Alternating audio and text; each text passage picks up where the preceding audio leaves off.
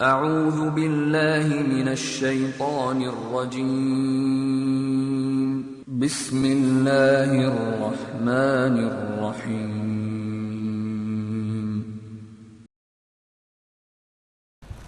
الحمد لله والصلاة والسلام على رسول الله وعلى آله وصحبه الفائزين برضا الله ومن أحسن قولا ممن دعا إلى الله وعمل صالحا وقال إنني من المسلمين. വേദിയിലിരിക്കുന്ന ബഹുമാന്യരെ, പ്രിയപ്പെട്ട സഹോദരന്മാരെ, സഹോദരിമാരെ, അസ്സലാമു അലൈക്കും. പ്രപഞ്ചനാഥനായ ഏകനായ സ്രഷ്ടാവ് അള്ളാഹുവിൽ നിന്നുള്ള സമാധാനമുണ്ടാകട്ടെ. വിശുദ്ധ ഖുർആൻ വായിക്കുകയും അതിൻ്റെ അർത്ഥം ഗ്രഹിക്കുകയും അതിൻ്റെ ആശയങ്ങൾ ഉൾക്കൊള്ളുകയും ആ ആശയങ്ങൾ ജീവിതത്തിൽ പകർത്തുകയും അങ്ങനെ സ്വന്തം ജീവിതത്തിലൂടെ ഖുർആനിക ആശയങ്ങൾ മാനവ സമൂഹത്തിൽ എത്തിക്കുക എന്നത് ഓരോ മുസ്ലിമിൻ്റെയും മതപരമായ ബാധ്യതയാണ്. ഈ ബാധ്യത നിർവഹിക്കാൻ കേരളത്തിലെ മുസ്ലിങ്ങളെ പരിശീലിപ്പിക്കുക എന്ന ഉദ്ദേശ ലക്ഷ്യത്തോടെ സ്ഥാപിതമായിട്ടുള്ള QHLS,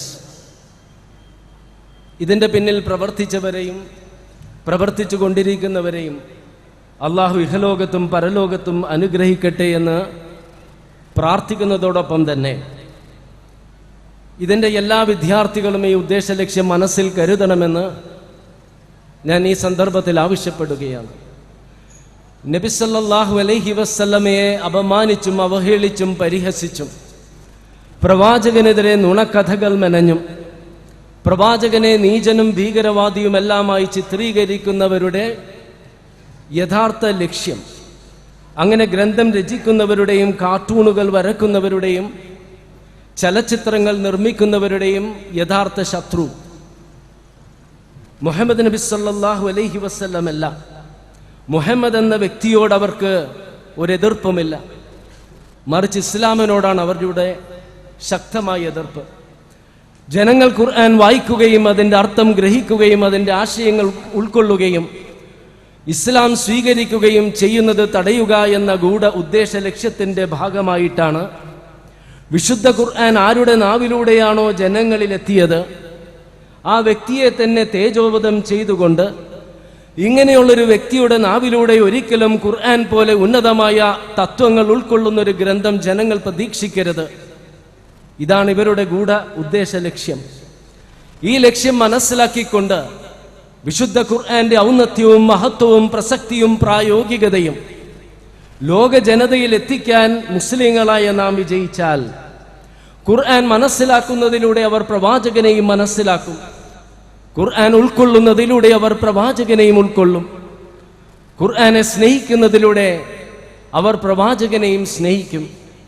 അള്ളാഹുവിൻ്റെ വഹിയുടെ അടിസ്ഥാനത്തിൽ യഥാർത്ഥ ജീവിത ലക്ഷ്യവും ആ ലക്ഷ്യത്തിൻ്റെ അടിസ്ഥാനത്തിൽ യഥാർത്ഥ ശാന്തിയും സമാധാനവും നിർഭയത്വവും ആശ്വാസവും ഇഹലോക പരലോക വിജയങ്ങൾ കരസ്ഥമാക്കാനുള്ള മാർഗരേഖയും ജനങ്ങളിൽ എത്തിച്ചു എന്നതാണ് നബി സല്ലല്ലാഹു അലൈഹി വസല്ലമയുടെ ഏറ്റവും മഹനീയമായ നേട്ടം.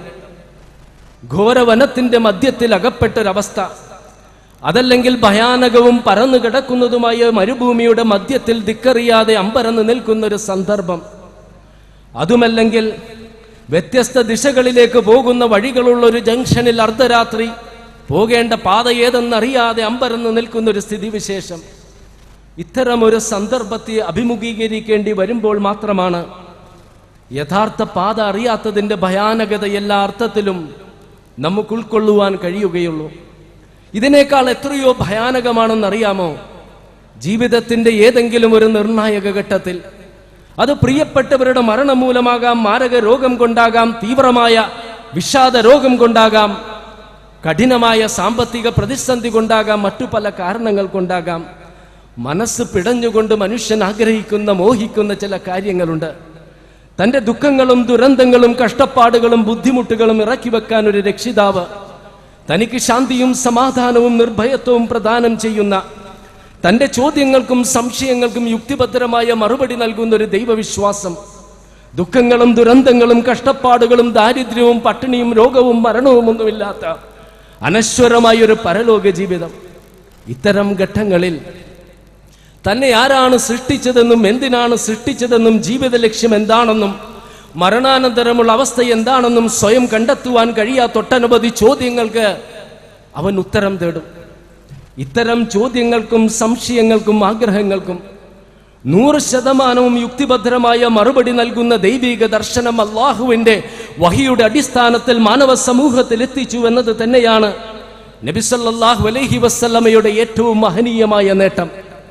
ഇത്രയേറെ നുണപ്രചരണങ്ങൾക്കും അവഹേളനങ്ങൾക്കും പരിഹാസങ്ങൾക്കും ഇസ്ലാമും ഖുർആനും പ്രവാചകനും മുസ്ലിങ്ങളും വിധേയരായിട്ടും തൊഴിൽ മേഖലകൾ മുതൽ വിമാനത്താവളങ്ങളിൽ വരെ ഒട്ടേറെ വിവേചനങ്ങൾക്ക് മുസ്ലിങ്ങൾ ഇരയായിട്ടും 130 കോടിയിൽ പരം വരുന്ന ലോക മുസ്ലിങ്ങളിൽ 1% പോലും ഇസ്ലാമിക വിശ്വാസം ഉപേക്ഷിച്ചിട്ടില്ല എന്നതും ഈ പ്രതികൂല സാഹചര്യങ്ങളെ അവഗണിച്ചുകൊണ്ട് അമേരിക്കയിലും ലാറ്റിൻ അമേരിക്കയിലും ബ്രിട്ടനിലും ചൈനയിലും റഷ്യയിലും റുമേനിയയിലും ഇറ്റലിയിലും പോർച്ചുഗലിലും സ്പെയിനിലും ഡെൻമാർക്കിലും ഓസ്ട്രേലിയയിലുമെല്ലാം വർഷം തോറും ഒട്ടനവധി ആളുകൾ ഈ വിശ്വാസം വാരിപ്പുണരുന്നതും ഖുർആന്റെ അജയ്യത തന്നെയാണ് നമ്മെ ബോധ്യപ്പെടുത്തുന്നത്. നിരീശ്വരവാദിയായിരുന്ന ഓസ്ട്രേലിയൻ വംശജൻ റൂബിൻ ഇസ്ലാം സ്വീകരിച്ചതിനെ സംബന്ധിച്ച് വിവരിക്കുന്നത് ഇപ്രകാരമാണ്: യൂണിവേഴ്സിറ്റിയിൽ പഠിക്കുമ്പോൾ മാതാപിതാക്കൾ വിവാഹമോചനത്തിലൂടെ വേർപിരിഞ്ഞതും ആത്മാർത്ഥ സുഹൃത്ത് വാഹനാപകടത്തിൽ മരിച്ചതും വളർത്തുനായ ചത്തതും അദ്ദേഹത്തെ ആകെ അടിയുലച്ചു. താൻ എന്തിനാണ് ജനിച്ചതെന്നും എന്തിനാണ് ജീവിക്കുന്നതെന്നും മരണാനന്തരമുള്ള അവസ്ഥ എന്തെന്നും ജീവിത ലക്ഷ്യം എന്തെന്നുമുള്ള ചോദ്യങ്ങൾക്കുള്ള ഉത്തരം അദ്ദേഹം അന്വേഷിക്കാൻ ആരംഭിച്ചു. മാതാപിതാക്കളുടെ മതദർശനമായ ക്രിസ്തുമതത്തിൽ നിന്ന് തന്നെയാണ് അദ്ദേഹം അന്വേഷണം തുടങ്ങിയത്. പെന്തക്കോസ്തുകാരുടെയും യഹോവ സാക്ഷികളുടെയും ആംഗ്ലിക്കൻ വിഭാഗത്തിന്റെയും കത്തോലിക്കരുടെയും കേന്ദ്രങ്ങളിൽ അദ്ദേഹം ഉത്തരം തേടി കയറിയിറങ്ങി. വ്യത്യസ്ത ബൈബിളുകളുടെ അടിസ്ഥാനത്തിൽ പരസ്പര വിരുദ്ധങ്ങളായ തത്വങ്ങൾ ഉണർത്തുന്നതും ഒരു മനുഷ്യനെ തന്നെ ദൈവവും ദൈവപുത്രനുമാക്കുന്നതും ഒരു വ്യക്തി ചെയ്തതായി പറയപ്പെടുന്ന ത്യാഗത്തിന്റെ അടിസ്ഥാനത്തിൽ എല്ലാവർക്കും പാപമോചനം ലഭിച്ചു എന്ന സിദ്ധാന്തവും അദ്ദേഹത്തിന് ഉൾക്കൊള്ളാൻ കഴിഞ്ഞില്ല. പിന്നീട് ക്രൈസ്തവർക്കിടയിലുള്ള മോർമോൺ വിഭാഗത്തിൽ സത്യം തേടി അദ്ദേഹം ചെന്നു. യേശുവിനെ ദൈവമായി അംഗീകരിക്കാത്ത പ്രവാചകനായി മാത്രം അംഗീകരിക്കുന്ന ഒരു വിഭാഗമാണ് മോർമോൺ വിഭാഗം. ആ തത്വങ്ങളും അദ്ദേഹത്തിന് സ്വീകാര്യമായില്ല. പിന്നീട് അദ്ദേഹം ഹൈന്ദവ മതത്തെ സംബന്ധിച്ച് പഠിച്ചു. പുനർജന്മ സിദ്ധാന്തത്തിന്റെയും ദൈവാവതാര സങ്കല്പത്തിന്റെയും വിഗ്രഹാരാധനയുടെയും യുക്തിയും ബുദ്ധിയും അദ്ദേഹത്തിന് സ്വീകാര്യമായില്ല. പിന്നീട് യഹൂദ മതത്തെയും ബുദ്ധമതത്തെയും സംബന്ധിച്ച് പഠിച്ചെങ്കിലും അതും അദ്ദേഹത്തിന് സ്വീകാര്യമായില്ല.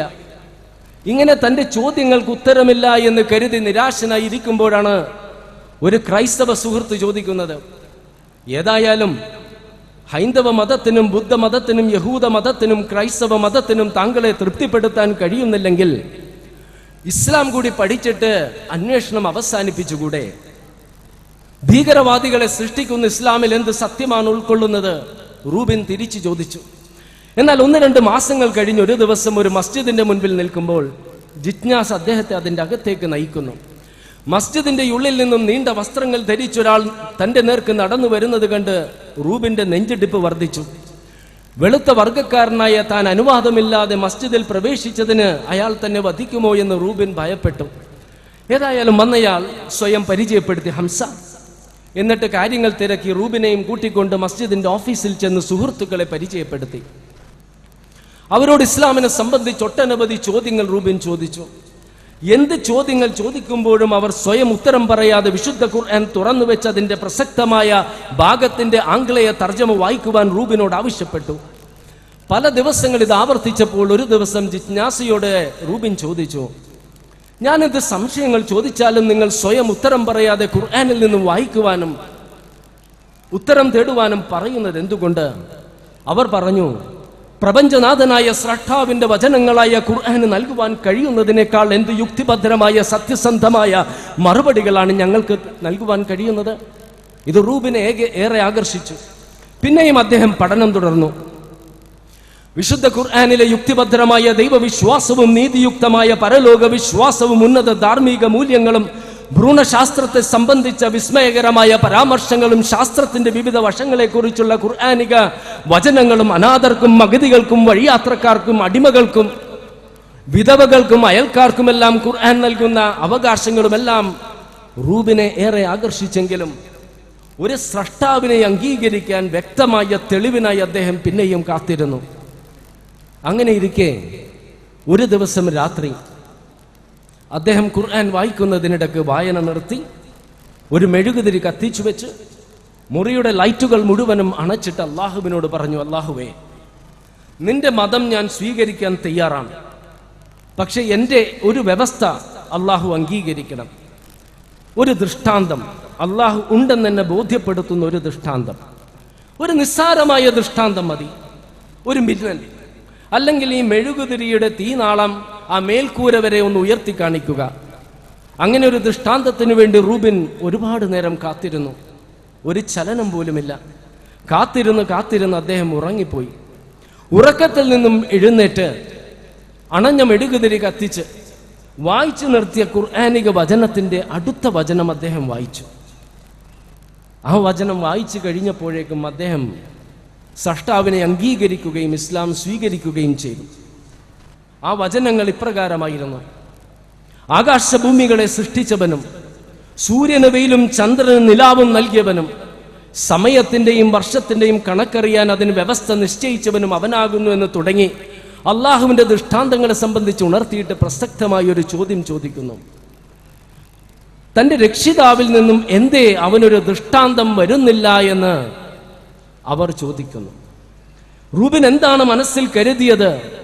ആ ഒരു ചോദ്യചിഹ്നമാണ് ജനിച്ച നാൾ മുതൽ സൃഷ്ടാവിനെ നമ്മെ ബോധ്യപ്പെടുത്തുന്ന ഒട്ടനവധി ദൃഷ്ടാന്തങ്ങൾ നമുക്ക് ചുറ്റും ഉണ്ടായിട്ടും പിന്നെയും സൃഷ്ടാവിനെ അംഗീകരിക്കാൻ ഒരു ദൃഷ്ടാന്തം തേടുന്ന മനുഷ്യന്റെ യുക്തിഹീനതക്കെതിരെയുള്ള ചോദ്യചിഹ്നമായ ഈ ഖുർആനിക വചനങ്ങൾ തനിക്ക് നേർക്കുള്ള ചോദ്യചിഹ്നമായി റൂബിന് തോന്നുകയും ആ നിമിഷത്തിൽ തന്നെ റൂബിൻ സൃഷ്ടാവിനെ അംഗീകരിക്കുകയും ഖുർആൻ ദൈവിക ഗ്രന്ഥമാണ് എന്ന സത്യം അംഗീകരിച്ച് ഒരു സത്യവിശ്വാസിയായി തീരുകയും ചെയ്തു. അൽഹംദുലില്ലാഹ്.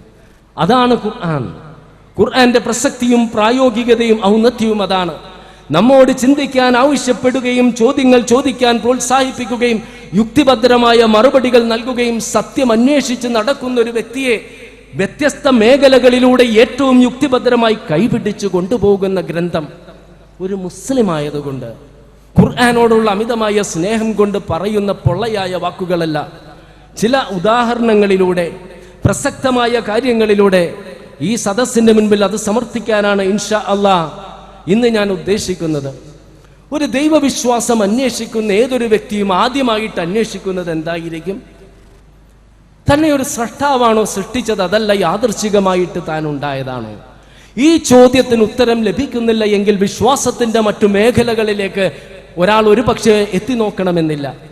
ഇങ്ങനെയുള്ള സംശയങ്ങളും ചോദ്യങ്ങളും ഉന്നയിക്കുന്നവരെ കൊണ്ട് തന്നെ ഉത്തരങ്ങൾ കണ്ടെത്തിക്കുകയും അവരെ കൊണ്ട് തന്നെ സ്വയം സൃഷ്ടാവിനെ അംഗീകരിപ്പിക്കുകയും ചെയ്യുന്ന വിസ്മയകരമായ സമീപനമാണ് വിശുദ്ധ ഖുർആൻ സ്വീകരിച്ചിട്ടുള്ളത്.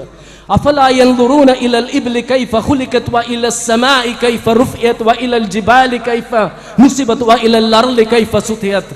ഒട്ടകങ്ങളുടെ നേർക്ക് അവർ നോക്കുന്നില്ലേ, അതെങ്ങനെ സൃഷ്ടിക്കപ്പെട്ടിരിക്കുന്നുവെന്ന്? ആകാശങ്ങളുടെ നേർക്ക് അതെങ്ങനെ ഉയർത്തപ്പെട്ടിരിക്കുന്നുവെന്ന്? പർവ്വതങ്ങളുടെ നേർക്ക് അതെങ്ങനെ നാട്ടി നിർത്തപ്പെട്ടിരിക്കുന്നുവെന്ന്?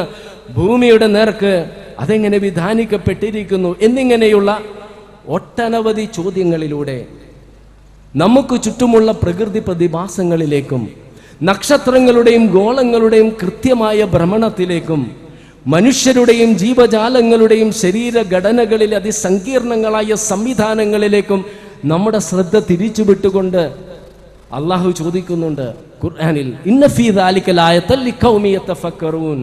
ചിന്തിക്കുന്ന ജനതയ്ക്ക് ഇതിലെല്ലാം ദൃഷ്ടാന്തമുണ്ട്. മാത്രമല്ല വിശുദ്ധ ഖുർആനിലെ 8-ാം അധ്യായത്തിൽ 22-ാം വചനത്തിൽ അള്ളാഹു പറയുന്നു, ഇന്ന ശർറ ദവാബി ഇൻദല്ലാഹി സുമ്മും ബുക്കും അല്ലദീന ലാ യഅഖിലൂൻ. ജന്തുക്കളിൽ വെച്ച് അള്ളാഹുവിങ്കൽ ഏറ്റവും മോശമായവ ചിന്തിച്ച് മനസ്സിലാക്കാത്ത മൂകരും ബധിരരും അത്രേ. എന്താണ് ആ വിശുദ്ധ ഖുർആന്റെ ആ വെല്ലുവിളിക്കാനുള്ള ആ ശക്തിയും ഊർജവും എന്ത് എന്ന് മനസ്സിലാക്കുക.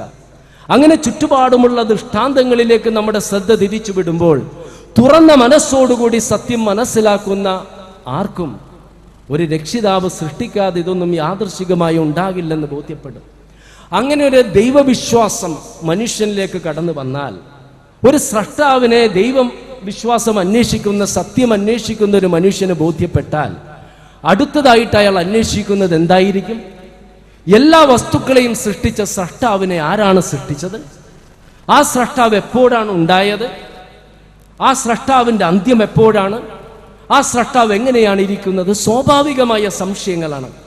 ഇത്തരം സംശയങ്ങൾക്ക് യുക്തിഭദ്രമായിട്ട് വിശുദ്ധ ഖുർആൻ മറുപടി നൽകുന്നത് 112 അധ്യായത്തിലെ 4 വചനങ്ങളിലൂടെയാണ്.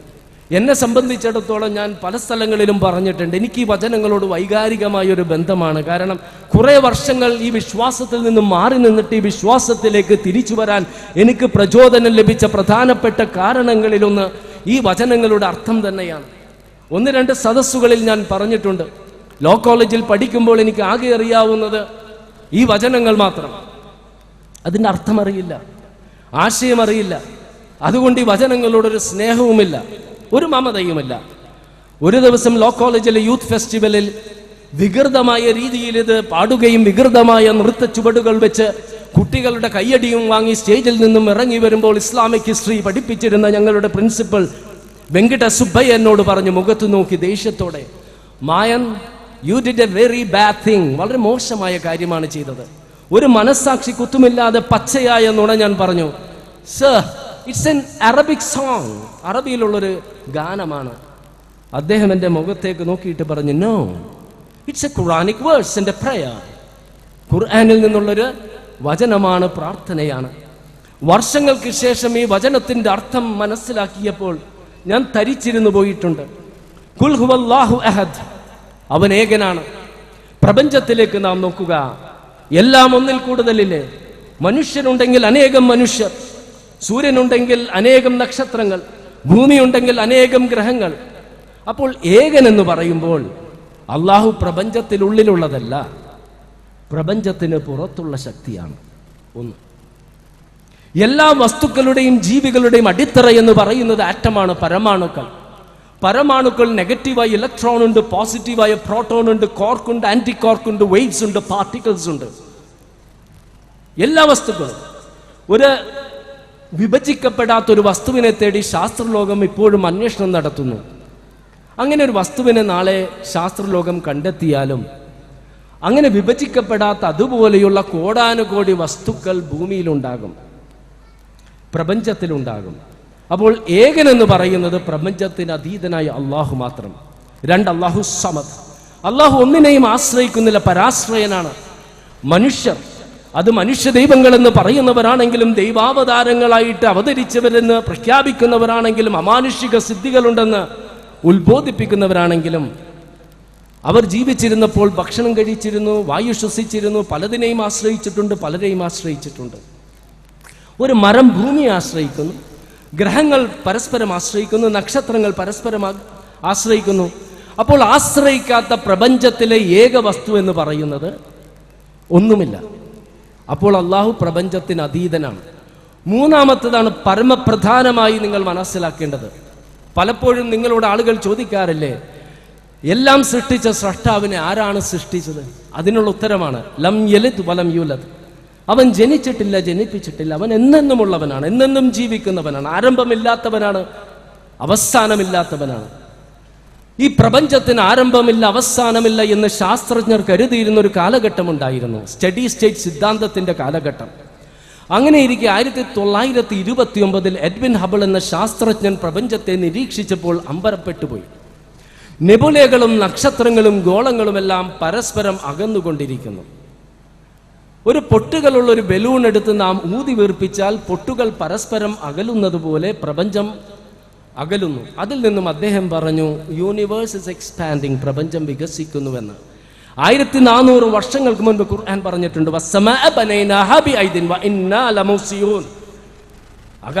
ആകാശങ്ങൾ, അതായത് പ്രപഞ്ചത്തെ നാം സൃഷ്ടിക്കുകയും നാം അതിനെ വികസിപ്പിച്ചു കൊണ്ടിരിക്കുന്നു. അപ്പോൾ പ്രപഞ്ചം വികസിക്കുന്നു എന്നതിൽ നിന്നും ശാസ്ത്രജ്ഞർ എന്ത് മനസ്സിലാക്കി? മറ്റൊരു സിദ്ധാന്തം മനസ്സിലാക്കി, മഹാവിസ്ഫോടന സിദ്ധാന്തം, ബിഗ് ബാങ് തിയറി.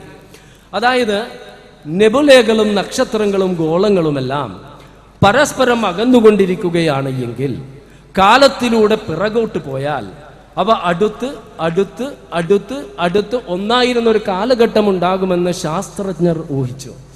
പിന്നീടുള്ള പഠനങ്ങളിൽ നിന്നും അവർ പറയുന്നു, ആദ്യം ഒന്നുമില്ലായിരുന്നു, ശൂന്യതയായിരുന്നു. ടൈം, സ്പേസ്, മാറ്റർ, സമയമില്ല, വ്യാപ്തിയില്ല, പദാർത്ഥമില്ല.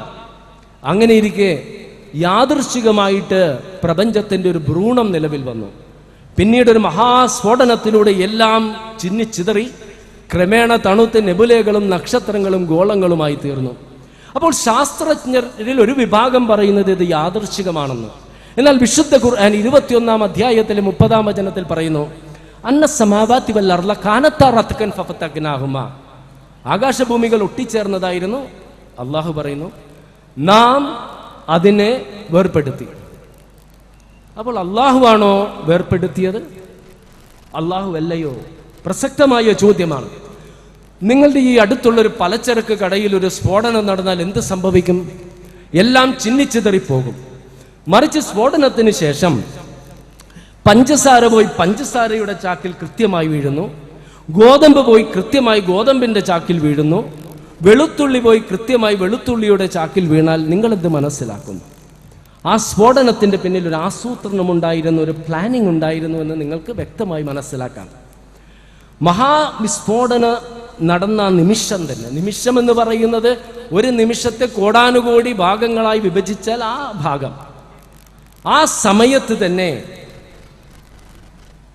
രണ്ട് ശക്തികൾ തുല്യമായ പങ്കുവഹിച്ചു. ഒന്ന് സ്ഫോടക ശക്തി, മറ്റൊന്ന് ആകർഷിക്കാനുള്ള ശക്തി. ഇത് തുല്യ പങ്കാണ്.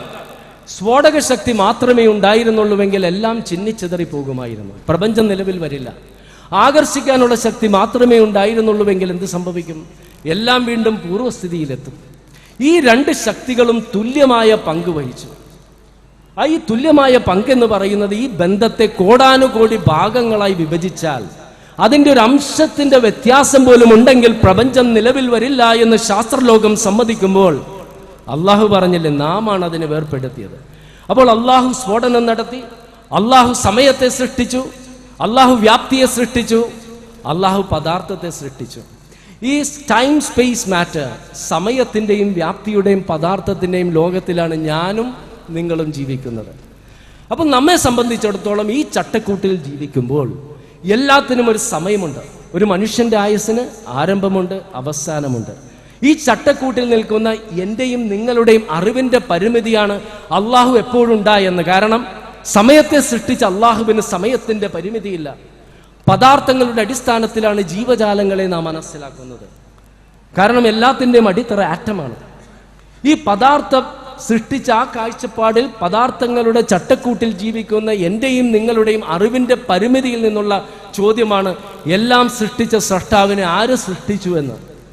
മറിച്ച് പദാർത്ഥത്തെ സൃഷ്ടിച്ച അള്ളാഹുവിന് പദാർത്ഥത്തിന്റെ നിയമം ബാധകമല്ല.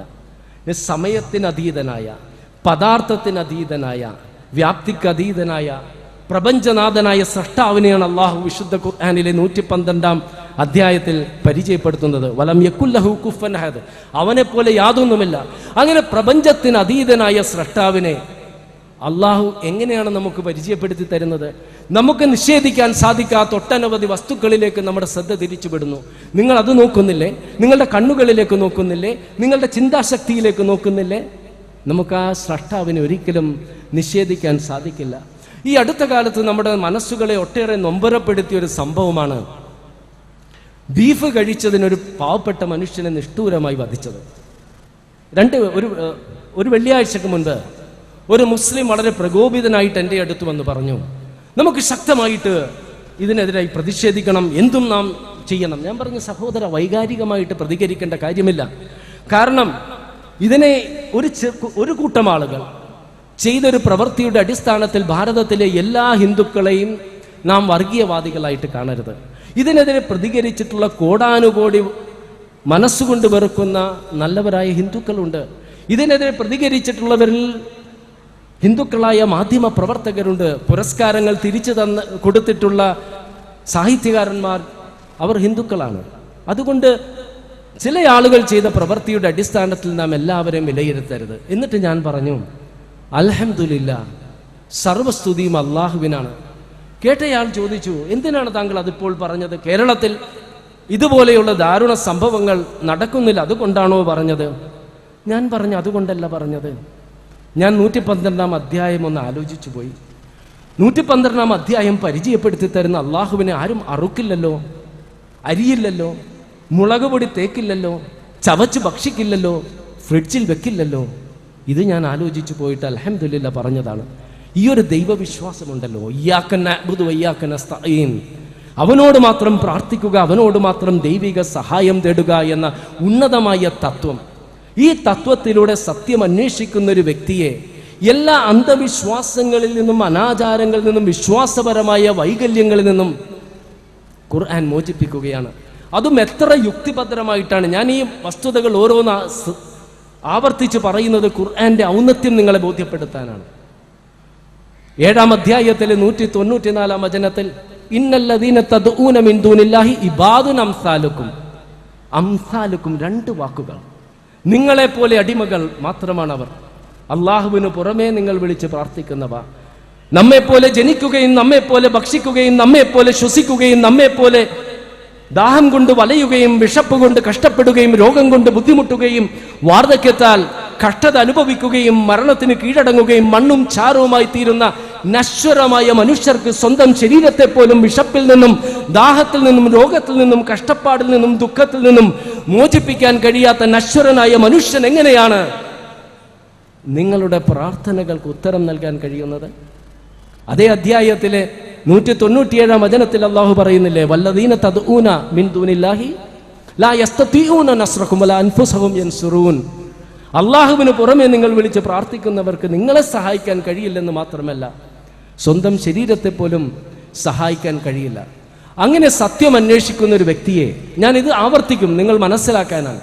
ഒരു സ്രഷ്ടാവാണ് സൃഷ്ടിച്ചതെന്നും അവൻ ഏകനാണെന്നും അവൻ ആരാണെന്നും അവനെ മാത്രമേ ആരാധിക്കാനും അവനോട് മാത്രമേ പ്രാർത്ഥിക്കാനും അവനോട് മാത്രമേ ദൈവിക സഹായം തേടാനും പാടുള്ളൂവെന്ന് സത്യം അന്വേഷിക്കുന്ന ഒരു വ്യക്തിയെ ബോധ്യപ്പെടുത്തിയ ശേഷം അടുത്തതായിട്ട് അയാൾ അന്വേഷിക്കുന്ന ചോദ്യങ്ങൾക്കുള്ള ഉത്തരം എന്താണ്?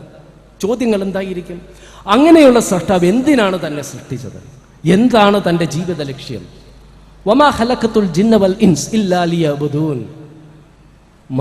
ജിന്നുകളിൽ നിന്നും മനുഷ്യരിൽ നിന്നും ആരെയും അല്ലാഹു സൃഷ്ടിച്ചിട്ടില്ല അവനെ ആരാധിക്കാനല്ലാതെ എന്ന് 51-ാം അധ്യായത്തിലെ 56-ാം വചനത്തിലൂടെ ഖുർആൻ വ്യക്തമായ മറുപടി നൽകുന്നുണ്ടെങ്കിലും സത്യം അന്വേഷിക്കുന്ന പലരെയും അത് തൃപ്തിപ്പെടുത്തണമെന്നില്ല. കാരണം എല്ലാം സൃഷ്ടിക്കുകയും പരിപാലിക്കുകയും ചെയ്യുന്ന സർവശക്തനായ അള്ളാഹുവിന് എന്തിനാണ് നമ്മുടെ ആരാധന? എന്തിനാണ് നമ്മുടെ പ്രാർത്ഥന? നമ്മുടെ ആരാധന ലഭിച്ചിട്ടില്ലെങ്കിൽ, പ്രാർത്ഥന ലഭിച്ചിട്ടില്ലെങ്കിൽ അള്ളാഹുവിന് എന്ത് കുറവാണ് ഉണ്ടാകുവാൻ പോകുന്നത്? സ്വാഭാവികമായ സംശയമാണ് എനിക്കുണ്ടായിട്ടുണ്ട്. ഇതിലൊരു കുറ്റവും പറഞ്ഞിട്ട് കാര്യമില്ല.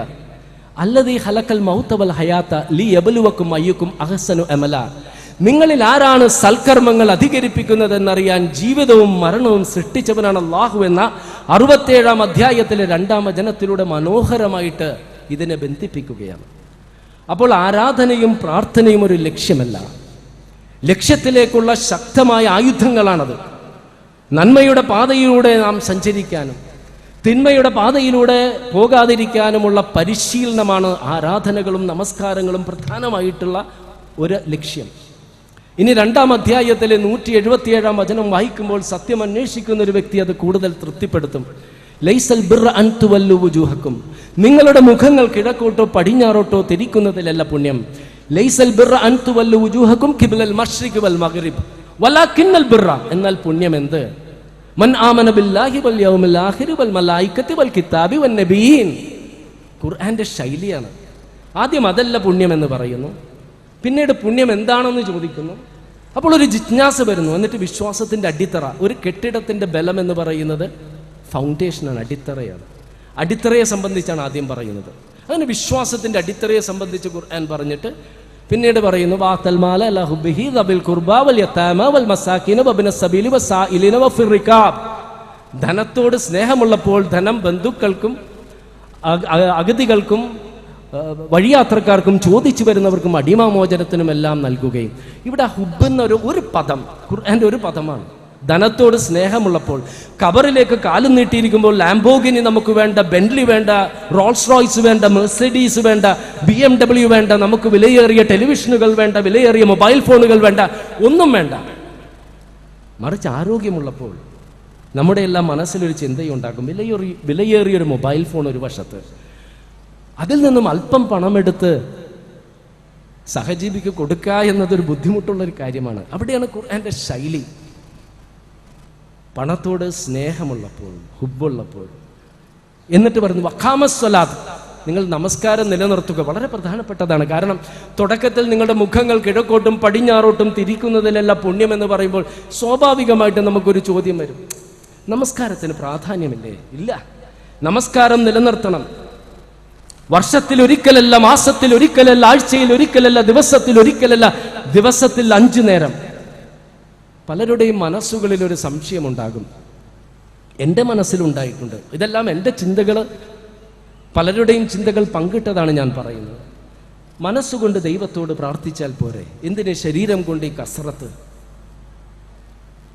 ഏകദേശം 90 വർഷങ്ങൾക്ക് മുമ്പ് യഹൂദ പത്രപ്രവർത്തകനായ ലിയോപോളിന് ഈ സംശയം തന്നെയുണ്ടായി. പലസ്തീനിലെ ഒരു ഹോട്ടൽ മുറിയുടെ ജാലകത്തിലൂടെ അദ്ദേഹം പുറത്തേക്ക് നോക്കുമ്പോൾ ഒരു വൃദ്ധന്റെ നേതൃത്വത്തിൽ കുറെ ആളുകൾ നമസ്കരിക്കുന്നു. പല ദിവസങ്ങൾ ഇത് ആവർത്തിച്ചപ്പോൾ ഒരു ദിവസം ആ വൃദ്ധനോട് ചോദിച്ചു, ദൈവത്തോട് നന്ദി പറയണമെങ്കിൽ മനസ്സുകൊണ്ട് നന്ദി പറഞ്ഞാൽ പോരെ? എന്തിനീ ശരീരം കൊണ്ടുള്ള കസറത്ത്?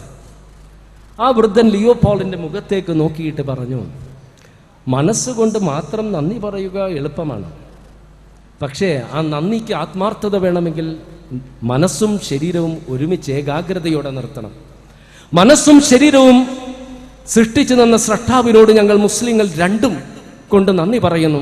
അല്ലാഹു അക്ബർ, അല്ലാഹുവാണ് ഏറ്റവും വലിയവനെന്ന് പറഞ്ഞ് ഞങ്ങൾ കൈകെട്ടുന്നു. അതിനുശേഷം ഞങ്ങൾ സർവസ്വവും അവന്റെ മുൻപിൽ കീഴൊതുങ്ങുന്നതായി പ്രഖ്യാപിക്കുന്നു. പിന്നീട് ഞങ്ങൾ ലോകങ്ങളുടെ നാഥനായ അവനെ ഞങ്ങൾ സ്തുതിക്കുന്നു. പിന്നീട് അവനോട് മാത്രമേ പ്രാർത്ഥിക്കുകയുള്ളൂ, അവനോട് മാത്രമേ ദൈവിക സഹായം തേടുകയുള്ളൂ എന്ന പ്രഖ്യാപനത്തിലൂടെ വിശ്വാസപരമായ അധാർമികമായ എല്ലാ തിന്മകളിൽ നിന്നും ഞങ്ങൾ മാറി നിൽക്കുമെന്ന് പ്രഖ്യാപിക്കുന്നു. നേരായ മാർഗത്തിലൂടെ ഞങ്ങളെ നയിക്കണമേ എന്നും അക്രമകാരികൾ ഞങ്ങളെ പെടുത്തരുതേ എന്ന പ്രാർത്ഥനയിലൂടെ ഞങ്ങൾ അള്ളാഹുവിനോട് സഹായം തേടുക മാത്രമല്ല, ഞങ്ങൾ സ്വയം ഞങ്ങളെ തന്നെ ഓർമ്മപ്പെടുത്തും, നന്മയുടെ പാതയിലൂടെ വേണം സഞ്ചരിക്കാൻ, തിന്മയിലൂടെ സഞ്ചരിക്കരുത്. പിന്നീട് ഞങ്ങൾ ശിരസ്സു കുമ്പിട്ട് അള്ളാഹുവിനെ സ്തുതിക്കുന്നു. അവസാനം സുജൂദിൽ പോയിട്ട് ഒരു മണൽത്തരിയേക്കാൾ ഞങ്ങൾ ദൈവത്തിന്റെ മുൻപിൽ നിസ്സാരന്മാരാണെന്ന് ഭരണാധികാരിയും ഭരണീയരും ധനികനും ദരിദ്രനും പണ്ഡിതനും പാമരനും എല്ലാവരും പ്രഖ്യാപിച്ചുകൊണ്ട് അള്ളാഹുവിന്റെ മുൻപിൽ ഞങ്ങളുടെ എല്ലാ അഹങ്കാരങ്ങളും ഞങ്ങൾ അടിയറവെക്കുകയാണ്. അവസാനം സലാം വീട്ടിക്കൊണ്ട് ലോകത്തിന്റെ വിവിധ കോണുകളിലുള്ള ഞങ്ങൾ ഇതിനു മുൻപ് കണ്ടിട്ടില്ലാത്ത, മുൻപരിചയമില്ലാത്ത എല്ലാവർക്കും അള്ളാഹുവിൽ നിന്നുള്ള സമാധാനം ഉണ്ടാകട്ടെ എന്ന് ഹൃദയത്തിൽ തട്ടി ഞങ്ങൾ പ്രാർത്ഥിക്കുകയാണ്. ഒരു വൃദ്ധന്റെ നാവിൽ നിന്നും ഇതുപോലൊരു ഉത്തരം ലിയോപോൾ സ്വപ്നത്തിൽ പോലും പ്രതീക്ഷിച്ചില്ല. അത് അദ്ദേഹത്തെ ഇസ്ലാമിലേക്ക് നയിക്കുകയും അദ്ദേഹമാണ് റോഡ് ടു മക്ക, മക്കയിലേക്കുള്ള പാത രചിച്ച മുഹമ്മദ് അസദ് ആയി മാറിയത്. അങ്ങനെ ഒരു സത്യം അന്വേഷിക്കുന്ന വ്യക്തിക്ക് സ്രഷ്ടാവുണ്ടെന്നും സ്രഷ്ടാവേകനാണെന്നും അവനോട് മാത്രമേ പ്രാർത്ഥിക്കാൻ പാടുള്ളൂവെന്നും ആരാധനയും നമസ്കാരങ്ങളുമെല്ലാം നന്മ ചെയ്യിക്കാനും തിന്മയിൽ നിന്ന് മാറ്റി നിർത്താനുമുള്ള ശക്തമായ ആയുധങ്ങളാണെന്ന് ബോധ്യപ്പെട്ട ശേഷവും അങ്ങനെയുള്ളൊരു വ്യക്തി അള്ളാഹുവിനോട് നന്ദി കാണിക്കണമെന്നില്ല, പ്രാർത്ഥിക്കണമെന്നില്ല, അനുസരിക്കണമെന്നില്ല. ഇതെല്ലാം ചെയ്യണമെങ്കിൽ അള്ളാഹുവിനോടുള്ള നന്ദി ഹൃദയത്തിൽ ഉണ്ടാകണം.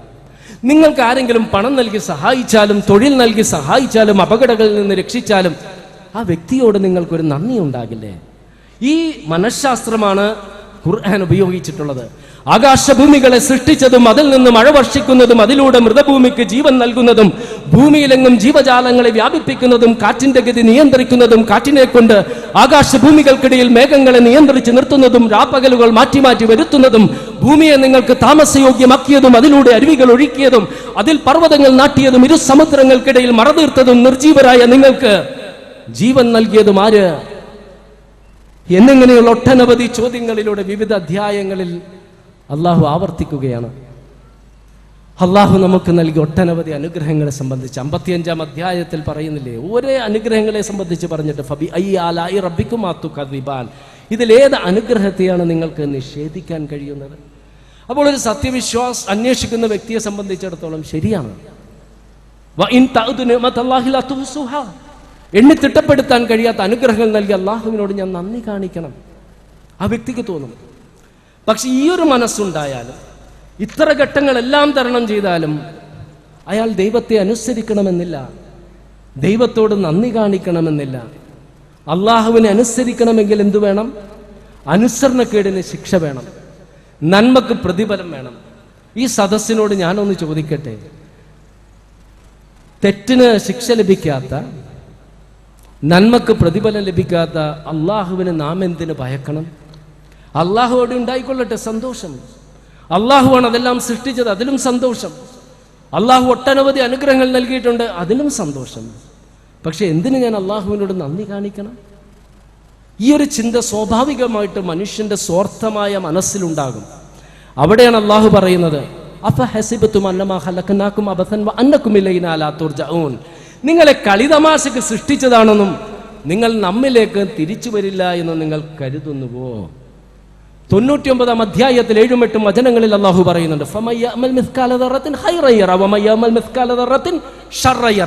ഒരു അണു നന്മ ചെയ്താൽ അത് കാണും, നന്മക്കനുസൃതമായ പ്രതിഫലം. ഒരു അണു തിന്മ ചെയ്താൽ അതും കാണും, ശിക്ഷ.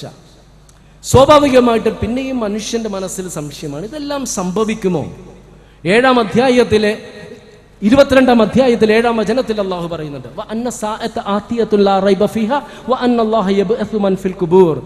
അന്ത്യദിനം സംഭവിക്കുകയില്ല എന്നും കുഴിമാടങ്ങളിൽ കിടക്കുന്നവരെ ഉയർത്തെഴുന്നേൽപ്പിക്കില്ലെന്നും നിങ്ങൾ സംശയിക്കുന്നുവോ? വ്യക്തമായ ചോദ്യമാണ്. ഇവിടെ നമ്മെ സംബന്ധിച്ചിടത്തോളം എപ്പോഴും ഒരു പ്രശ്നമുണ്ട്. അള്ളാഹുവിനെ അംഗീകരിക്കാൻ വലിയ ബുദ്ധിമുട്ടില്ല. നിങ്ങളുടെ കണ്ണുകളുടെ ഘടന ഇന്ന് ഇന്റർനെറ്റിൽ പോയിട്ട് നിങ്ങളൊന്ന് ഇന്റർനെറ്റിൽ പരിശോധിക്കുക. ആ സംവിധാനം, ഈ ഒറ്റ അവയവത്തിന്റെ ഘടനയും സംവിധാനത്തെയും സംബന്ധിച്ച് മനസ്സിലാക്കിയാൽ ഒരിക്കലും ഇത് യാദൃച്ഛികമായി ഉണ്ടാകില്ല എന്ന് നിങ്ങൾക്ക് ബോധ്യപ്പെടുകയും നിങ്ങൾക്ക് അള്ളാഹുവിനെ അംഗീകരിക്കേണ്ടി വരും. പക്ഷെ ഇങ്ങനെ അംഗീകരിച്ച മനുഷ്യന്റെ മനസ്സിലും മണ്ണും ചാരവുമായി തീർന്ന് നമ്മെ എങ്ങനെയാണ് അള്ളാഹുവിന് വീണ്ടും സൃഷ്ടിക്കാൻ സാധിക്കുക? ഇതാണ് ഏകദൈവ വിശ്വാസം, അടിത്തറയാണ്. പക്ഷെ പരലോക വിശ്വാസമില്ലെങ്കിൽ ഏകദൈവ വിശ്വാസത്തിന് അർത്ഥമില്ല. അവിടെയാണ് ഏറ്റവും മനോഹരമായിട്ട്, വാസ്തവത്തിൽ ഈ വചനങ്ങളെല്ലാം വായിച്ചാലുണ്ടല്ല, ഖുർആൻ അള്ളാഹുവിന്റെ വചനങ്ങളല്ല എന്ന് പറയില്ല. 30-ാം അധ്യായത്തിൽ 27-ാം വചനത്തിൽ അള്ളാഹു പറയുന്നുണ്ട്, വഹുവല്ലദീ യബ്ദഉൽ ഖൽഖ സുമ്മ യുഈദുഹു വഹുവ അഹ്വനു അലൈഹി. ആദ്യ സൃഷ്ടി നടത്തിയവൻ നാമാണ് എങ്കിൽ വീണ്ടും അത് ആവർത്തിക്കുക എളുപ്പമാണ്. ഒരു മൊബൈൽ ഫോൺ ആദ്യമായിട്ടുണ്ടാക്കുക ബുദ്ധിമുട്ടാണ്. ഉണ്ടാക്കി കഴിഞ്ഞാൽ വീണ്ടും അത് ആവർത്തിക്കുക എന്തെങ്കിലും ബുദ്ധിമുട്ടുണ്ടോ? നാം എല്ലാം അംഗീകരിച്ചതാണ്, അള്ളാഹുവാണ് നമ്മെ സൃഷ്ടിച്ചത്, അതിന് സംശയമില്ല. കാരണം ഈ സങ്കീർണങ്ങളായ സംവിധാനങ്ങൾ യാദൃശ്ചികമായി ഉണ്ടാകില്ല എന്ന് നമുക്കറിയാം. അത് അംഗീകരിച്ച് നമുക്ക് മണ്ണും ചാരവുമായി തീരുന്ന നമ്മെ വീണ്ടും സൃഷ്ടിക്കാൻ കഴിയുമെന്ന് അംഗീകരിക്കാൻ വല്ല ബുദ്ധിമുട്ടുമുണ്ടോ? അതുകൊണ്ട് പരലോകം ഒരു യാഥാർത്ഥ്യമാണെന്ന് സത്യം അന്വേഷിക്കുന്ന ഒരു വ്യക്തിക്ക് 100% ബോധ്യപ്പെടും. അങ്ങനെ സൃഷ്ടാവാണ് സൃഷ്ടിച്ചതെന്നും അവൻ ഏകനാണെന്നും അവനോട് മാത്രമേ പ്രാർത്ഥിക്കാനും അവനോട് മാത്രമേ ദൈവിക സഹായം തേടാൻ പാടുള്ളൂവെന്നും അവൻ എണ്ണിത്തിട്ടപ്പെടുത്താൻ കഴിയാത്ത അനുഗ്രഹങ്ങൾ നൽകിയിട്ടുണ്ടെന്നും ഈ അനുഗ്രഹങ്ങൾക്ക് നന്ദി കാണിക്കേണ്ടത് സൽക്കർമ്മങ്ങൾ അനുഷ്ഠിച്ചിട്ടും തിന്മയിൽ നിന്ന് മാറി നിന്നിട്ടാണെന്നും മരണാനന്തരം മണ്ണും ചാരവുമായി തീരുന്ന മനുഷ്യനെ അല്ലാഹു സൃഷ്ടിക്കുമെന്നും നന്മക്കനുസൃതമായ പ്രതിഫലവും തിന്മക്കനുസൃതമായ ശിക്ഷയും ലഭിക്കുമെന്നും എല്ലാം ബോധ്യപ്പെട്ട ശേഷം അടുത്തതായിട്ട് ബോധ്യപ്പെടേണ്ട ഒരു പ്രധാനപ്പെട്ട കാര്യമുണ്ട്.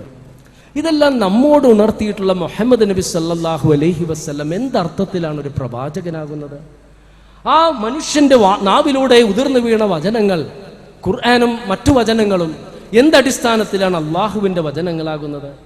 കാലാകാലങ്ങളിൽ മനുഷ്യരെ സത്യത്തിലൂടെയും നീതിയിലൂടെയും ധർമ്മത്തിലൂടെയും നയിക്കാൻ അള്ളാഹു പ്രവാചകന്മാരെ നിയോഗിച്ചിട്ടുണ്ടായിരുന്നു. അവർ പ്രവാചകന്മാർ തന്നെയെന്ന് ജനങ്ങളെ ബോധ്യപ്പെടുത്തുവാൻ അമാനുഷിക സിദ്ധികൾ ചെയ്യുവാനുള്ള കഴിവുകൾ നൽകിയിട്ടുണ്ടായിരുന്നു. മഹാനായ മൂസാ നബി അലൈഹി ഇസ്ലാമിന് അള്ളാഹുവിന്റെ അനുഗ്രഹത്താൽ വടിയെ പാമ്പാക്കുവാനും ആ വടി കൊണ്ട് സ്പർശിച്ചപ്പോൾ സാഗരത്തെ പിളർത്തുവാനും സാധിച്ചു. മഹാനായ ഈസാ നബി അലൈഹി ഇസ്ലാമിന് ബിഇദ്നില്ലാഹ് അള്ളാഹുവിന്റെ അനുമതിയാൽ മരിച്ചവർക്ക് ജീവൻ നൽകാനും അന്ധന് കാഴ്ച നൽകാനും ബദറിന് കേൾവി നൽകാനും കളിമണ്ണ് കൊണ്ട് പ്രാവിന് ജീവൻ നൽകാനും കഴിഞ്ഞിട്ടുണ്ട്. അന്ത്യപ്രവാചകൻ മുഹമ്മദ് നബി സല്ലല്ലാഹു അലൈഹി വസല്ലമക്ക് അള്ളാഹുവിന്റെ അനുഗ്രഹത്താൽ ചന്ദ്രനെ പോലും പിളർത്തി കാണിച്ചു കൊടുക്കുവാൻ കഴിഞ്ഞിട്ടുണ്ട്. എന്നാൽ ഇന്ന് സത്യം അന്വേഷിക്കുന്ന ഒരു വ്യക്തിയുടെ മുൻപിൽ മൂസാ നബി അലൈഹി ഇസ്ലാം പാമ്പാക്കിയ വടിയില്ല, പാമ്പില്ല, പിളർത്തിയ കടൽ പിളർന്ന രീതിയിലില്ല. ഈസാ നബി അലൈഹി ഇസ്ലാം ജീവൻ നൽകിയ വ്യക്തിയില്ല, കാഴ്ച നൽകിയ അന്ധനില്ല, കേൾവി നൽകിയ ബദിരനില്ല, കളിമണ്ണുണ്ടാക്കിയ പ്രാവില്ല. മുഹമ്മദ് നബി സല്ലല്ലാഹു അലൈഹി വസല്ലമ പിളർത്തിയ ചന്ദ്രൻ പിളർന്ന രീതിയിലില്ല. പിന്നെ എന്തടിസ്ഥാനത്തിൽ ഇത് സ്വീകരിക്കണം? സ്വാഭാവികമായ ചോദ്യമാണ്. ഈ നബി സല്ലല്ലാഹു അലൈഹി വസല്ലം ഒഴിച്ച എല്ലാ പ്രവാചകന്മാരും ഒരു കാലഘട്ടത്തിലേക്കും ഒരു ജനവിഭാഗത്തിലേക്കും നിയോഗിക്കപ്പെട്ടവരാണ്. അതുകൊണ്ട് തന്നെ അവർക്ക് നൽകിയ മാനുഷികതയ്ക്ക് പരിമിതിയുണ്ട്. ഇന്ന് അതിന് പ്രസക്തിയില്ല. എന്നാൽ അന്ത്യപ്രവാചകൻ മുഹമ്മദ് നബി സല്ലല്ലാഹു അലൈഹി വസല്ലം മനുഷ്യ സ്പന്ദനം ഈ ലോകത്ത് നിലനിൽക്കുന്ന കാലത്തോളം പ്രസക്തമാണ്. പ്രവാചകനാണ്. സന്ദേശത്തിനും പ്രസക്തിയുണ്ടെങ്കിൽ പ്രവാചകന് കൊടുത്തിട്ടുള്ള ഒരു അമാനുഷികതയ്ക്ക് മനുഷ്യ സ്പന്ദനം നിലനിൽക്കുന്ന കാലത്തോളം അതിനപ്പുറവും പ്രസക്തിയുണ്ട്. അതാണ് ഖുർആൻ. 17, 18, 19 നൂറ്റാണ്ടുകളിൽ ശക്തമായ സൂക്ഷ്മദർശിനിയുടെ സഹായത്തോടുകൂടി ഭ്രൂണശാസ്ത്രജ്ഞർ കണ്ടെത്തിയ നഗ്നനേത്രങ്ങൾ കൊണ്ട് കാണുവാൻ സാധിക്കാത്ത ബീജത്തെയും അണ്ടത്തെയും ബീജവും അണ്ടവും കൂടിച്ചേർന്ന സിക്താണ്ഡത്തെയും സിക്താണ്ഡം വിഭജിച്ചുണ്ടാകുന്ന അടിസ്ഥാന കോശങ്ങളെയും ഈ അടിസ്ഥാന കോശങ്ങൾ വ്യത്യസ്ത അവയവങ്ങളായി രൂപാന്തരം പ്രാപിക്കാനുള്ള മാർഗനിർദ്ദേശങ്ങളെയും ശക്തമായ സമ്മർദ്ദങ്ങളെ അതിജീവിക്കുവാൻ കെൽപ്പുള്ള സബ്മറീൻസ് ഉപയോഗിച്ച് മാത്രം കണ്ടെത്തിയിട്ടുള്ള മഹാസാഗരങ്ങളുടെ ആഴങ്ങളിലെ ഭയാനകമായ അന്ധകാരങ്ങളെയും പ്രപഞ്ചത്തിന്റെ ആരംഭത്തെയും എല്ലാം സംബന്ധിച്ച് ഖുർആൻ ഉണർത്തുന്നുണ്ട്. ഖുർആന്റെ ഭാഷാ പ്രയോഗമുണ്ട്. കണക്കുകളുടെ ഒരുപാട് അമാനുഷികതയും അത്ഭുതങ്ങളുമുണ്ട്. ഇതിൽ ഒരു കാര്യം മാത്രം നിങ്ങൾക്ക് പറഞ്ഞു തരാം. നിങ്ങൾ കേട്ടിട്ടുള്ളതാണ്. 24-ാം അധ്യായത്തിലെ 40-ാം വചനം, ഔ കളുലുമാത്തിൻ ഫി ബഹറിൻ ലുജീൻ യഗ്ശാഹു മൗജുൻ മിൻ ഫൗഖിഹി സഹാബ് ളുലുമാത്തുൻ ബൗലുഹാ ഫൗക ബൗലിൻ ഇദാ അഖ്റജ യദഹു ലം യകദ് യറാഹാ വമൻ ലം യജഅലില്ലാഹു ലഹു നൂറൻ ഫമാ ലഹു മിൻ നൂർ. ശ്രദ്ധിക്കുക. അവിശ്വാസികളുടെ ചേതികൾ ആഴമേറിയ സാഗരങ്ങളിലെ അന്ധകാരങ്ങൾ പോലെയാണ്. ആ വാക്കുകൾ ശ്രദ്ധിക്കണം. ആ അന്ധകാരങ്ങളുടെ മേൽ തിരമാല, അതിൻ്റെ മേൽ തിരമാല, അതിൻ്റെ മേൽ മേഘങ്ങൾ, അങ്ങനെ ഒന്നിൻ്റെ മീതെ ഒന്നായി വിവിധ തരം അന്ധകാരങ്ങൾ. ഒരുവൻ തൻ്റെ കരങ്ങൾ പുറത്തേക്ക് നീട്ടിയാൽ അവന് ആ സ്വന്തം കൈ കാണുവാൻ കഴിയില്ല. അത്ര ഭയാനകമായ അന്ധകാരം. അള്ളാഹു ആർക്ക് പ്രകാശം നൽകിയിട്ടില്ലയോ അയാൾക്കൊരു പ്രകാശവുമില്ല. നബി സല്ലല്ലാഹു അലൈഹി വസല്ലമ മരുഭൂമിയിലാണ് ജീവിച്ചത്. സാഗരത്തിൽ നീന്തിയിട്ടുണ്ടെന്ന് നമുക്ക് തെളിവില്ല. ഇനി നീന്തി എന്ന് കരുതുക, മുങ്ങിക്കുളിച്ചെന്ന് കരുതുക. എങ്കിൽ പോലും 1400 വർഷങ്ങൾക്ക് മുൻപ് ജീവിച്ചൊരു വ്യക്തിയാണെങ്കിലും ഇക്കാലഘട്ടത്തിൽ ജീവിക്കുന്ന ഒരു വ്യക്തിയാണെങ്കിലും ഒരു 4 നില അല്ലെങ്കിൽ 5 നിലയുടെ ആഴത്തിലേക്ക് നമുക്ക് വെള്ളത്തിൽ ഉപകരണങ്ങളില്ലാതെ മുങ്ങുവാൻ കഴിയും. ഖുർആൻ പറയുന്ന അന്ധകാരം 200 മീറ്ററുകൾക്ക് ആഴത്തിലുള്ളതാണ്. അതായത് 65 നില കെട്ടിടങ്ങളുടെ ആഴത്തിലുള്ള അന്ധകാരമാണ്. യഥാർത്ഥ അന്ധകാരത്തിൻ്റെ ഒരു അംശം പോലും ഇല്ലാതെ വരണമെങ്കിൽ 1000 മീറ്ററുകളോളം ആഴത്തിലുള്ള അന്ധകാരത്തെ സംബന്ധിച്ചാണ്. ഇനി ഒരു വാദത്തിന് വേണ്ടി നബി സല്ലല്ലാഹു അലൈഹി വസല്ലമക്ക് ഒരു അനുമാനം, സാഗരത്തിന്റെ ആഴങ്ങളിൽ അന്ധകാരമുണ്ടെന്ന് അനുമാനിച്ച് പറഞ്ഞതാണോ എന്ന് നമുക്കൊന്ന് നോക്കാം. ആ വിവരണം ഒന്ന് ശ്രദ്ധിക്കുക. സാഗരങ്ങളുടെ ആഴങ്ങളിലുള്ള അന്ധകാരങ്ങളെ തിരമാലകൾ മൂടുന്നു. അതിൻ്റെ മുകളിൽ തിരമാല, അതിൻ്റെ മുകളിൽ മേഘങ്ങൾ. ഇതിൽ എൻ്റെ മുൻപിലിരിക്കുന്ന സദസ്സിൽ ഒട്ടനവധി ആളുകൾ വിമാനങ്ങളിൽ സഞ്ചരിച്ചിട്ടുള്ളവരാണ്. വിമാനത്തിന്റെ ജാലകത്തിലൂടെ നാം ഒന്ന് പുറത്തേക്ക് നോക്കിയാൽ പർവ്വതങ്ങൾ പോലെ മേഘങ്ങൾ കാണാം. സൂര്യപ്രകാശം ഈ മേഘങ്ങളിൽ തട്ടിച്ചിതറുന്നു. 30% പ്രകാശം അപ്പോൾ തന്നെ നഷ്ടപ്പെടുകയാണ്. പിന്നെ അവിടുത്തെ പൊടിപടലങ്ങളും വെള്ളത്തിൻ്റെ അംശങ്ങളുമെല്ലാം 19% പ്രകാശത്തെയും വലിച്ചെടുക്കുന്നു. അപ്പോൾ 49% സൂര്യപ്രകാശം അപ്പോൾ തന്നെ നഷ്ടപ്പെട്ടു. ബാക്കിയുള്ളത് സാഗരത്തിൻ്റെ ഉപരിഭാഗത്തിലുള്ള തിരമാലകളിൽ എത്തുമ്പോഴേക്കും 30% നഷ്ടപ്പെടുന്നു. ഉപരിഭാഗത്തുള്ള തിരമാലകളിൽ സൂര്യപ്രകാശം തട്ടിച്ചിതറുന്നു. 5% പിന്നെയും നഷ്ടപ്പെടുന്നു. ബാക്കിയുള്ള പ്രകാശമാണ് സാഗരത്തിൻ്റെ ആഴങ്ങളിലേക്ക് വരുന്നത്. അതിലുള്ള മോളിക്യൂൾസുകൾ പ്രകാശത്തെ ഛിന്ന ഭിന്നമാക്കുന്നു, ചിതറിക്കുന്നു. വ്യത്യസ്ത നിറങ്ങൾ 7 നിറങ്ങളായിട്ട് അത് ചിതറുന്നു.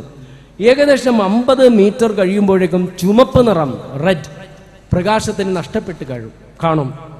50 മീറ്ററിന്റെ അടിയിൽ വെച്ച് നമ്മുടെ കൈ മുറിഞ്ഞാൽ ഒരു ദ്രാവകമാണെന്ന് മനസ്സിലാക്കാം, ചുവപ്പ് കളർ ഉണ്ടാകില്ല, നിറമുണ്ടാകില്ല. ഒരു 100 മീറ്റർ കഴിയുമ്പോൾ പച്ച നിറം നഷ്ടപ്പെടും. പിന്നെയും പ്രകാശം ഇങ്ങനെ നഷ്ടപ്പെട്ടുകൊണ്ടേയിരിക്കും. സാഗരത്തിന്റെ ആഴങ്ങളിൽ ഭയാനകങ്ങളായ തിരമാലകളുണ്ട്.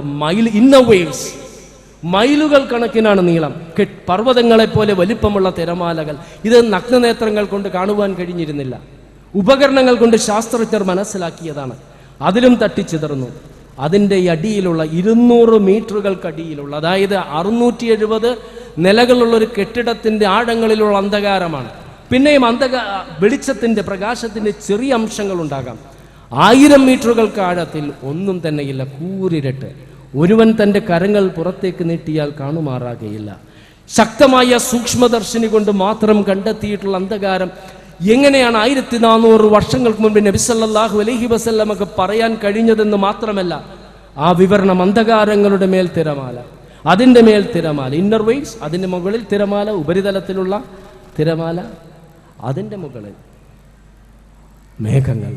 ഇന്നഹുല തൻസീലു റബ്ബിൽ ആലമീൻ. ആരും പറഞ്ഞു പോകും, ലോകങ്ങളുടെ നാഥനായ രക്ഷിതാവിൽ നിന്നും അവതീർണമായ വേദഗ്രന്ഥമാണ് എന്ന്. ഈ ഖുർആൻ പഠിക്കുകയും ഉൾക്കൊള്ളുകയും നാം ജീവിതത്തിൽ പകർത്തുകയും ചെയ്യേണ്ട, തുറന്ന മനസ്സോടുകൂടി ഖുർആനെ വിലയിരുത്തുന്ന ആരും അംഗീകരിക്കും ഖുർആൻ അള്ളാഹുവിൽ നിന്നുള്ള ഗ്രന്ഥമാണെന്നും നബി സല്ലല്ലാഹു അലൈഹി വസല്ലം അള്ളാഹുവിൽ നിന്നുള്ള പ്രവാചകനാണെന്നും ഇസ്ലാം യഥാർത്ഥ ദൈവിക ദർശനമാണെന്നും. പക്ഷേ ഈ തുറന്ന മനസ്സോടുകൂടി സത്യം അന്വേഷിക്കുകയും തേടുകയും സ്വീകരിക്കുകയും ചെയ്യുന്നവർ എക്കാലഘട്ടത്തിലും ന്യൂനപക്ഷമായിരുന്നു. മഹാഭൂരിപക്ഷവും തങ്ങൾ വിശ്വസിക്കുന്ന മത ദർശനത്തിൽ അന്ധമായി അള്ളിപ്പിടിക്കുന്നവരാണ്. അവർ ഇസ്ലാമിനെയും ഖുർആനെയും പ്രവാചകനെയും മനസ്സിലാക്കുന്നത് എന്റെയും നിങ്ങളുടെയും ജീവിതങ്ങളിലൂടെയും പെരുമാറ്റങ്ങളിലൂടെയും സാമ്പത്തിക ഇടപാടുകളിലൂടെയും ആയിരിക്കും. അനാഥത്വം എന്ന് പറയുന്നത് നിസ്സഹായതയുടെ പാരമ്യമാണ്. പ്രവാചകന്റെ ജീവിതം ആരംഭിച്ചത് അപ്രകാരമാണ്. ദാരിദ്ര്യം എന്ന് പറയുന്നത് ഉയർച്ചയുടെ ചവിട്ടുപടികൾ ചവിട്ടിക്കയറാനുള്ള വലിയൊരു തടസ്സമാണ്. പ്രവാചകൻ ജീവിച്ചത് ദരിദ്രനായിട്ടായിരുന്നു. 40 വയസ്സ് വരെ സാധാരണക്കാരനായി ജീവിച്ച ആ വ്യക്തി 40-ാം വയസ്സിൽ പ്രബോധനം ആരംഭിച്ച് ഹ്രസ്വമായ ഒരു കാലഘട്ടത്തിനുള്ളിൽ അടിമകൾ മുതൽ മക്കയിലെ പ്രമാണിമാർ വരെ ഈ വിശ്വാസം സ്വീകരിക്കാനുള്ള പ്രധാന കാരണങ്ങളിൽ ഒന്ന് നബി സല്ലല്ലാഹു അലൈഹി വസല്ലം ജീവിതത്തിൽ പുലർത്തിയ സത്യസന്ധതയും ആത്മാർത്ഥതയും, വാക്കിലും പ്രവൃത്തിയിലും സമീപനങ്ങളിലുമുള്ള സൗമ്യതയുമായിരുന്നു. ഇസ്ലാമിന്റെ ഏറ്റവും ശക്തമായ പ്രചരണായുദ്ധം ഒരു മുസ്ലിമിന്റെ ആയുധം തന്നെയായിരിക്കണമെന്ന് സ്വന്തം ഉപദേശത്തോട് 100% ആത്മാർത്ഥത പുലർത്തിക്കൊണ്ടാണ് നബി സല്ലല്ലാഹു അലൈഹി വസല്ലം ഈ ലോകത്ത് നിന്നും വിട പറഞ്ഞത്. ഞാനും നിങ്ങളുമോ? സ്വയം നാം സ്വന്തത്തോട് ചോദിക്കേണ്ട ഒരു ചോദ്യമാണ്. തൻ്റെ മേൽ ചപ്പ് ചവറിട്ട യഹൂദ പെൺകുട്ടിക്ക് അസുഖമാണെന്നറിഞ്ഞ് ഓടിച്ചെന്നവരെ സമാശ്വസിപ്പിച്ച പ്രവാചകന്റെ ആ അലിവാർന്ന ഹൃദയം എന്തേ നാം മറന്നുപോകുന്നത്? തന്നെ വധിക്കാൻ വന്ന വ്യക്തിയുടെ വാള് നിലത്ത് വീഴുകയും ആ വാള് തന്റെ കരങ്ങളിൽ വന്നിട്ടും ശത്രുവിന് മാപ്പ് നൽകിയ പ്രവാചകന്റെ വിട്ടുവീഴ്ച മനോഭാവം എന്തേ നാം ഓർക്കാതെ പോകുന്നത്? മരവിച്ച് തണുത്തു കിടന്നൊരു മരുഭൂമിയിൽ പ്രസവവേദന കൊണ്ട് പൊളയുന്നൊരു ദരിദ്ര സ്ത്രീയെ കണ്ട് സ്വന്തം ഭാര്യയെ കൂട്ടിക്കൊണ്ടുവന്ന് അവരുടെ പ്രസവം നോക്കാൻ ഏൽപ്പിക്കുകയും ആ സ്ത്രീയുടെ ഭർത്താവിന് സ്വന്തം കരങ്ങൾ കൊണ്ട് ഭക്ഷണം ഉണ്ടാക്കി കൊടുത്ത മഹാനായ ഉമർ ബിൻ ഖത്താബ് റളിയല്ലാഹു അൻഹുവിന്റെ കാരുണ്യത്തോടുകൂടിയുള്ള ആ സമീപനം എന്തേ നാം വിസ്മരിക്കുന്നത്? ഭരണാധികാരിയെ ഉമർ കാണുന്നില്ലെങ്കിലും ഉറങ്ങാത്ത കണ്ണുകൾ കൊണ്ട് നമ്മെ വീക്ഷിക്കുന്ന അല്ലാഹു കാണുന്നുണ്ട്. അതുകൊണ്ട് പാലിൽ വെള്ളം ചേർക്കാൻ തയ്യാറല്ല എന്ന് അതിന് നിർബന്ധിച്ച മാതാവിന്റെ മുഖത്ത് നോക്കി പറഞ്ഞ ദരിദ്ര ബാലികയുടെ സത്യസന്ധത എന്തേ നമുക്ക് ആവേശം പകരാത്തത്?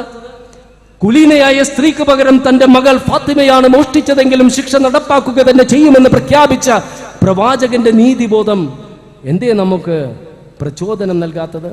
ലാ യർഹമുല്ലാഹു മൻ ലാ യർഹമുൻ നാസ. മനുഷ്യരോട് കാരുണ്യം കാണിക്കാത്തവരോട് അല്ലാഹുവും കാരുണ്യം കാണിക്കില്ലെന്നും ഇർഹമു മൻ ഫിൽ അർളി യർഹമുകും മൻ ഫിസ് സമാ. ഭൂമിയിലുള്ളവരോട് നിങ്ങൾ കാരുണ്യം കാണിക്കുക, ആകാശത്തിലുള്ളവൻ നിങ്ങളോട് കാരുണ്യം കാണിക്കുമെന്നെല്ലാമുള്ള പ്രവാചകന്റെ നിർദ്ദേശങ്ങൾ എന്തേ നാം മറന്നു പോകുന്നത്?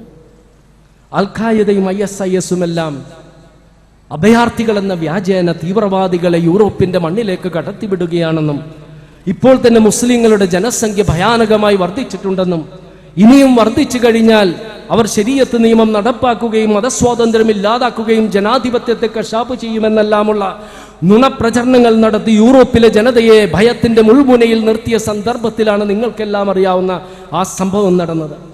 യുദ്ധക്കെടുതിയിൽ നിന്നും രക്ഷ നേടാനായിട്ട് സാഗരം കടക്കുന്നതിനിടയിൽ മുങ്ങിപ്പോയൊരു കുടുംബത്തിലെ 3 വയസ്സുള്ള പിഞ്ചുബാലന്റെ വിറങ്ങലിച്ച് മരവിച്ച് കിടന്ന പിഞ്ചു ശരീരം കടൽ തീരത്ത് അണഞ്ഞത് ലോക മനസ്സാക്ഷിയെ പിടിച്ചു കുലുക്കി.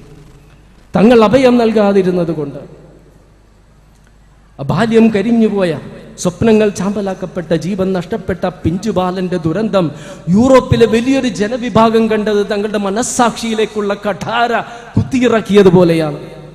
ഒട്ടനവധി ആളുകൾ, 10,000-കണക്കിന് ആളുകളാണ് ഫേസ്ബുക്കിലൂടെയും വെബ്സൈറ്റ് മറ്റു മാധ്യമങ്ങളിലൂടെയും പ്രതികരിച്ചത്. ഞങ്ങളുടെ വീടുകളിൽ അവരെ താമസിപ്പിക്കാം, ഞങ്ങളുടെ ഭക്ഷണത്തിൽ നിന്നും അവർക്ക് നൽകാം, ഞങ്ങളുടെ വസ്ത്രം അവർക്ക് നൽകാം, ഞങ്ങളുടെ കുട്ടികളോടൊപ്പം അവരെയും വളർത്താം, ഞങ്ങളുടെ കുട്ടികൾ പഠിക്കുന്ന വിദ്യാഭ്യാസ സ്ഥാപനങ്ങളിൽ അവർക്ക് സൗജന്യമായി വിദ്യാഭ്യാസം നൽകാം, ഞങ്ങളുടെ തൊഴിൽശാലകളിൽ അവരെയും പരിശീലിപ്പിക്കാം. ലബനാനും ജോർദാനും അതുപോലെ തന്നെ ടർക്കിയും ലക്ഷക്കണക്കിന് അഭയാർത്ഥികൾക്ക് അഭയം നൽകി എന്നതും നമുക്ക് നിഷേധിക്കാൻ സാധിക്കില്ല. എന്നാൽ പുറം തിരിഞ്ഞു നിന്ന മുസ്ലിം സമൂഹങ്ങളുമുണ്ട് എന്നതൊരു സത്യമാണ്. 1400 വർഷങ്ങൾക്ക് മുൻപ് ഖുറൈശികളുടെ മർദ്ദനം സഹിക്കാതെ മുഹാജിറുകൾ മദീനയിലേക്ക് പലായനം ചെയ്തപ്പോൾ കൂടപ്പിറപ്പുകളെ പോലെയല്ല അൻസാറുകൾ സ്വീകരിച്ചത്. തങ്ങൾ പട്ടിണി കിടന്നിട്ടാണെങ്കിലും അവർക്ക് അവർ ഭക്ഷണം നൽകിയില്ലേ, തങ്ങളുടെ വസ്ത്രങ്ങൾ നൽകിയില്ലേ, വ്യാപാരത്തിൽ പങ്കുചേർത്തില്ലേ? ഈ മനസ്സും മനോഭാവം എന്തേ നമുക്ക് നഷ്ടപ്പെട്ടു പോയത്? ഞാനൊരു കാര്യം പറഞ്ഞുകൊണ്ട് അവസാനിപ്പിക്കുകയാണ്. 1400 വർഷങ്ങൾക്ക് മുമ്പ് നബി സല്ലല്ലാഹു അലൈഹി വസല്ലമയുടെ മസ്ജിദുണ്ട് മദീനയിൽ. രാത്രി കാലങ്ങളിൽ വിളക്കിൽ എണ്ണയൊഴിക്കാൻ സ്ഥിതിയില്ലാത്തത് കൊണ്ട് അന്ധകാരത്തിൽ മുങ്ങിക്കുളിച്ചിരുന്നു. മുസ്ലിങ്ങളുടെ പല ഭവനങ്ങളും അന്ധകാരത്തിൽ മുങ്ങിക്കുളിച്ചിരുന്നു. അത് അന്ന് ആ കാലഘട്ടത്തിൽ മുസ്ലിങ്ങളുടെ ഹൃദയങ്ങൾ ഏകദൈവ വിശ്വാസം കൊണ്ടും ആദർശം കൊണ്ടും നിസ്വാർത്ഥത കൊണ്ടും കാരുണ്യം കൊണ്ടും ജ്വലിച്ചിരുന്നു. ഇന്ന് മുസ്ലിങ്ങളുടെ മസ്ജിദുകളും ഭവനങ്ങളും വൈദ്യുതി വിളക്കുകൾ കൊണ്ട് പ്രകാശപൂരിതമാണ്. എന്നാൽ നമ്മുടെ ഹൃദയങ്ങൾ അന്ധവിശ്വാസങ്ങൾ കൊണ്ടും ആദർശമില്ലായ്മ കൊണ്ടും സ്വാർത്ഥത കൊണ്ടും അന്ധകാരത്തിൽ മുങ്ങിയിരിക്കുന്നു. 1400 വർഷങ്ങൾക്ക് മുൻപ് മുസ്ലിങ്ങളുടെ മസ്ജിദുകളും ഭവനങ്ങളും ഇടുങ്ങിയതായിരുന്നു. എന്നാൽ യഥാർത്ഥ വിശ്വാസം കൊണ്ടും കാരുണ്യം കൊണ്ടും നമ്മുടെ ഹൃദയങ്ങൾ വിശാലമായിരുന്നു. എന്നാൽ ഇന്ന് നമ്മുടെ മസ്ജിദുകളും ഭവനങ്ങളും വിശാലമാണ്, എന്നാൽ നമ്മുടെ ഹൃദയങ്ങൾ ഇടുങ്ങിപ്പോയിരിക്കുന്നു.